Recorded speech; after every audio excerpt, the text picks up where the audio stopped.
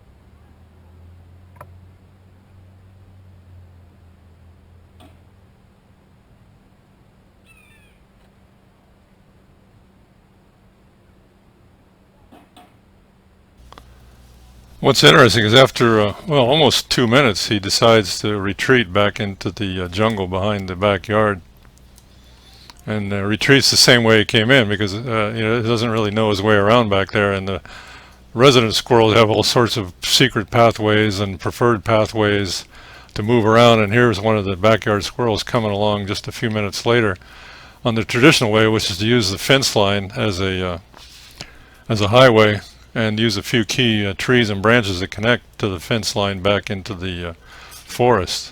So he's doing what a backyard squirrel does. He's going to town. If you look closely, you'll see how really pretty brown are around his eyes. You get pretty much brown all around his eye. He doesn't have really much of a white ring and not very much white on his ears. That's typical of most of the backyard squirrels. Here's you see the squirrel from far away coming back up now, and you can see the clear white rings around his eyes and how much more white is on his ears.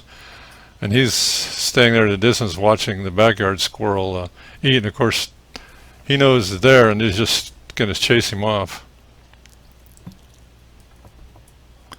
and come back to eating. The usurper, the new squirrel, really hasn't made a very bold move into the area. He's just kind of probing the edges of the backyard territory.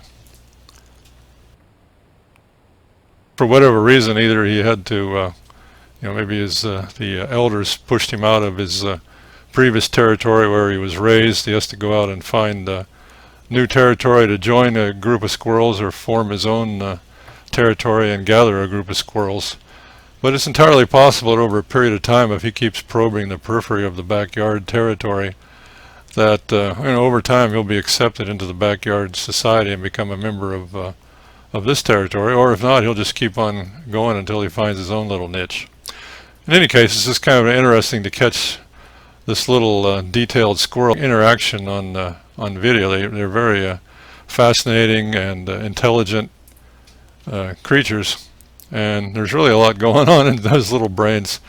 They have sort of a societal order and a certain manners and customs that have to be followed. And if this other squirrel, you can see he senses them back there again. They're very sensitive to the sound, and he's going to keep an eye on them. But the new squirrel may eventually work himself into backyard society.